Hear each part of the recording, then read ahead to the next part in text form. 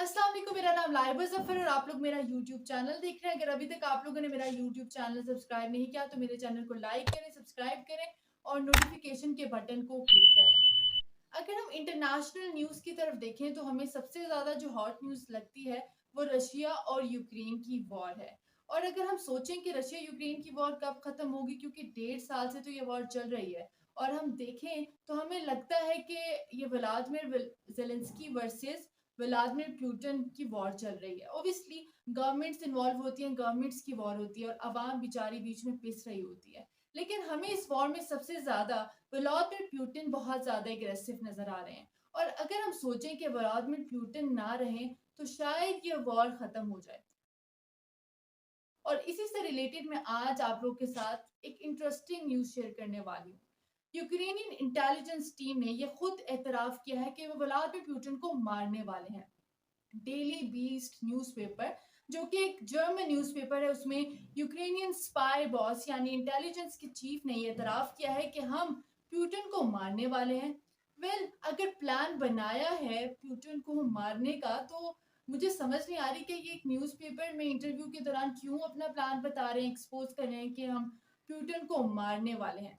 और शायद यही वजह है कि रशिया के पास सारी यूक्रेनियन इंटेलिजेंस की न्यूज़ होती है, क्योंकि यूक्रेनियन इंटेलिजेंस के जो चीफ हैं वो खुद ही जर्मन न्यूज़पेपर के इंटरव्यू में बता रहे हैं कि वो प्लान बना रहे हैं कि हम पुतिन को कैसे मारें। तो ऑब्वियसली बहुत सिली सी बात है कि ये रशिया जो है वो हेड स्टेप होगा, हमेशा एक स्टेप आगे होगा, क्योंकि ऑब्वियसली यूक्रेनियन खुद अपने प्लान्स जो हैं वो पूरी दुनिया को बताते फिर रहे हैं। ऑब्वियसली जब वॉर होती है तो बहुत सारी मिस इन्फॉर्मेशन फैल रही होती है।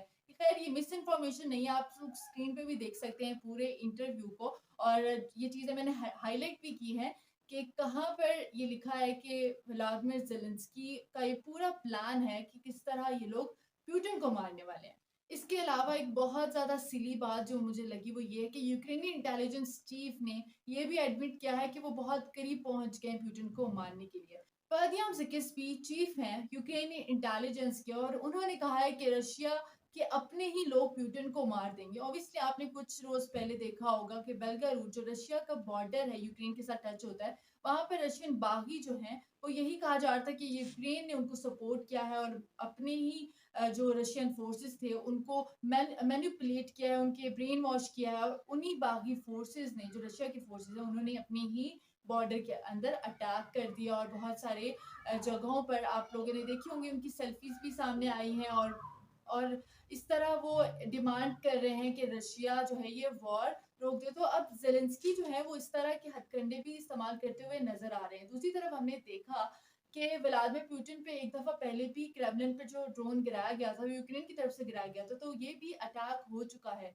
और इस अखबार में ये भी लिखा है कि पुतिन को पता है कि शायद हम उन पे अटैक करने वाले हैं। ऑब्वियसली अब पुतिन जो है वो ज़्यादा खबरदार होना चाहिए पुतिन को, और पुतिन जो है वो शायद बहुत ज़्यादा हिडन जगह पे इस वक़्त मौजूद है, नज़र भी नहीं आ रहा कि वो किधर रहते हैं, क्योंकि क्रेमलिन से तो काफ़ी टाइम पहले ही शिफ्ट हो गए थे जब उन पर ड्रोन अटैक हुआ था। इसके अलावा यूक्रेन के जो इंटेलिजेंस है उन्होंने ये भी कहा है कि जो उनका अगला टारगेट है वो वैगनर ग्रुप के चीफ है, और इसके अलावा उन्होंने कहा है कि सब कुछ जो है वो पुतिन करवा रहा है, और ये पुतिन अगर नहीं रहा तो हमारी गेम बहुत ज़्यादा आसान हो जाएगी और शायद ये वॉर ख़त्म हो जाए। लेकिन यहाँ पर मैं करेक्ट करना चाहूँगी कि ये पुतिन की अपनी वॉर नहीं है। पुतिन ने जब यूक्रेन में इन्वेजन करना था, जब यूक्रेन पर अटैक करना था, तो रशिया की जो अपनी पार्लियामेंट है उसने ये मंजूरी दी थी कि वो यूक्रेन पर अटैक करने वाले हैं। तो ये पुतिन की पर्सनल वॉर नहीं है। लेकिन हाँ, अगर ये अटैक करके पुतिन को मार देंगे तो obviously course of the war जो है वो तब्दील हो जाएगा। ऑब्वियसली आप सब लोग रशिया यूक्रेन वॉर की जो न्यूज़ है उसको फॉलो करते होंगे, और हम सबका एक अपना एक नैरेटिव बन चुका है, एक नज़रिया बन चुका है कि यूक्रेन इस वॉर में हार रहा है और रशिया जो है वो तेज़ी से हमला करता जा रहा है। ऑब्वियसली यूक्रेन को बहुत ज़्यादा एड भी मिल रही है, और उसके बावजूद भी यूक्रेन की जो स्ट्रैटेजी है वो बहुत ज़्यादा कमज़ोर है।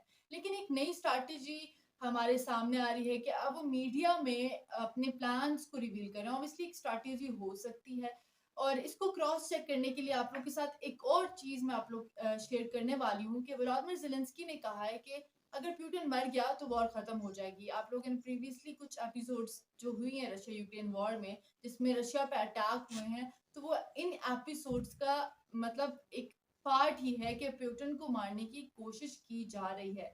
दूसरी तरफ अगर देखा जाए तो मीडिया में ये बात भी बहुत ज़्यादा फैलाई जा रही है कि पुतिन बहुत ज़्यादा बीमार है और अब पुतिन की जगह किसी और को प्रेज़िडेंट बना दिया जाएगा। तो ये एक बहुत बड़ी न्यूज़ है, क्योंकि ऑब्वियसली अगर प्रेज़िडेंट पुतिन को हटा दिया जाए और एक नया प्रेज़िडेंट आ जाए तो वॉर पे बहुत ज़्यादा नुकसान होगा, वो भी किस साइड पे?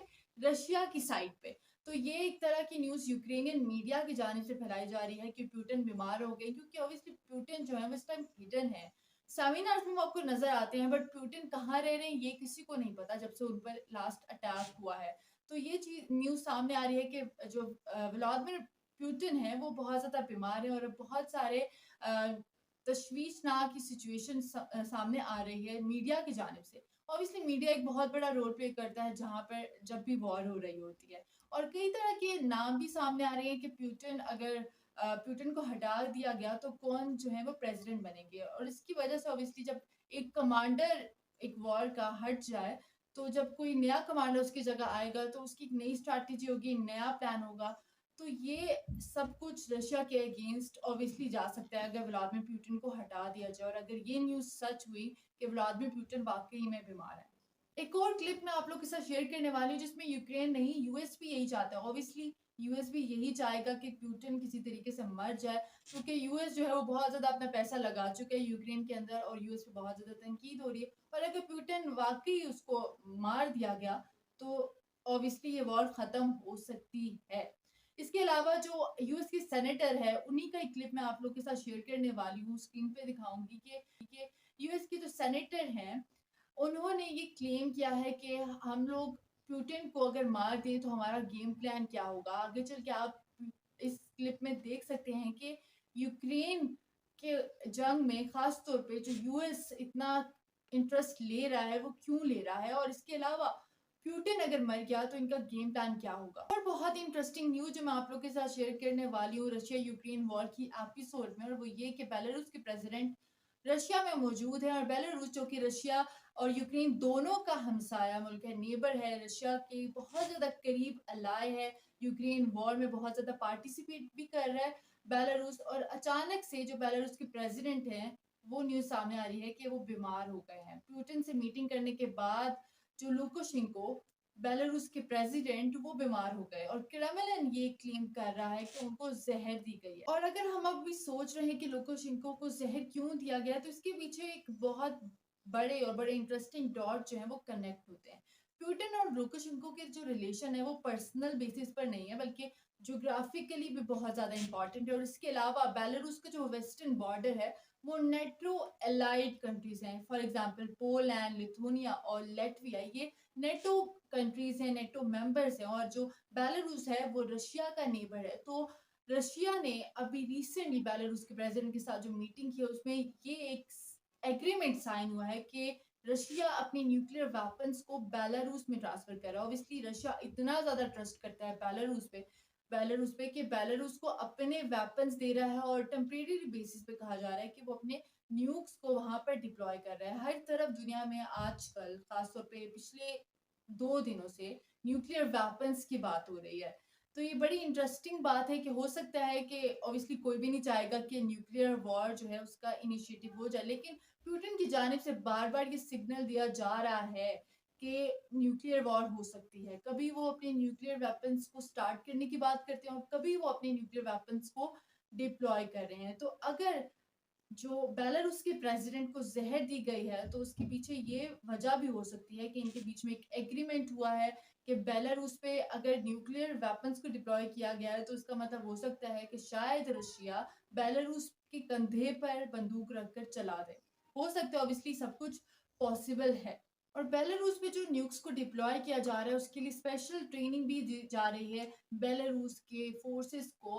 और ये पुतिन ने खुद के स्टेटमेंट में कहा है कि by the end of the जुलाई इनकी जो ट्रेनिंग है वो खत्म हो जाए। और आई कांट बिलीव दिस कि शायद न्यूक्लियर वेपन्स का इस्तेमाल हो जाए, क्योंकि आप अगर वर्ल्ड वॉर टू को देखें तो वर्ल्ड वॉर टू का एंड इसी तरह हुआ था कि यूएस ने जापान पर बम गिरा दिया था, और उसके बाद जो नताइज सामने आए थे वो कोई भी बिलीव नहीं कर सकता, क्योंकि रशिया पे ऑलरेडी सैंक्शंस लग चुकी हुई हैं। कोई भी कंट्री जो है वो रशिया के साथ बायलैटरल ट्रेड नहीं कर रहा, जो भी कर रहा है वो छुप के ही कर रहा है। इसके अलावा दूसरी तरफ देखा जाए तो यूएस हाथों पे हाथ रख के तो नहीं बैठेगा।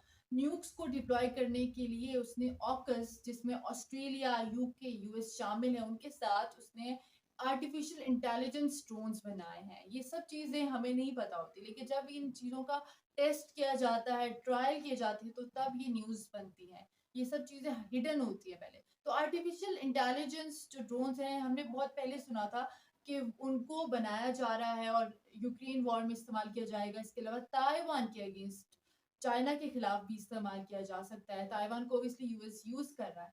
तो ये जो आर्टिफिशियल इंटेलिजेंस ड्रोन्स हैं, ये न्यूक्स को कंट्रोल कर सकते हैं। तो इसीलिए मैंने आप लोग के साथ ये न्यूज़ शेयर की है। इसको इंटरलिंक करते हुए एक तरफ रशिया अपने न्यूक्स को डिप्लॉय कर रहा है, तो दूसरी तरफ artificial intelligence drones US, Australia, UK ने मिलकर बनाए हैं, ताकि इन न्यूक्लियर बॉम्ब के अटैक्स को काउंटर किया जा सके। तो ये आर्टिफिशियल इंटेलिजेंस ड्रोन जो है, ये नॉर्मल ड्रोन्स नहीं है, ये बहुत फास्ट पेस ड्रोन्स है और इसके अलावा बहुत ज़्यादा न्यूक्लियर अटैक को काउंटर भी कर सकते हैं। तो ये एक ड्रोन नहीं है, ये बेशतर ड्रोन्स बनाए गए हैं जो रशिया के अगेंस्ट यूज़ किए जा सकते हैं। इसके अलावा यूक्रेन रशिया वॉर में यूक्रेन की कौन नहीं मदद कर रहा। रिसेंटली कनाडा के 43 AIM-9 side vendor missiles Ukraine को कनाडा ने दिए हैं और कैनेडियन डिफेंस मिनिस्टर अनीता अनंत ने कहा है कि ये ड्रोन्स यूक्रेन की कमजोर तरीन डिफेंस सिस्टम को मजबूत बनाएंगे।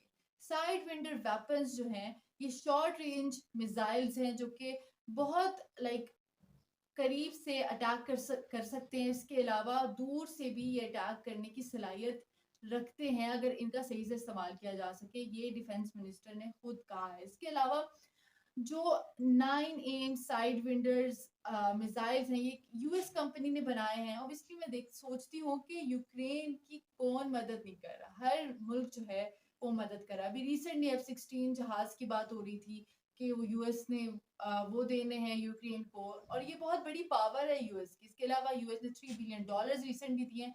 टोटल $150 बिलियन यूक्रेन पर एज एड वो दे चुका है। इसके अलावा लास्ट वीडियो में मैंने आपको बताया था कि DII ऐप के जरिए यूक्रेन की ऑब्वियसली वो स्पाई तो करेगा यूएस, लेकिन वो जिस तरह मैंने आपको बताया था कि पाकिस्तान में छोटे छोटे हेल्थ कार्ड की फैसिलिटीज लोगों को दी जाती है, तो वहाँ पर जो रिफ्यूजीज हैं, यूक्रेनियन रिफ्यूजीज हैं, उनकी भी बहुत ज़्यादा मदद की जाएगी एजुकेशन में, हेल्थ में। तो यूएस इस तरह भी मदद कर रहा है। यूएस की अपनी हालत बहुत ज़्यादा ख़राब होगी।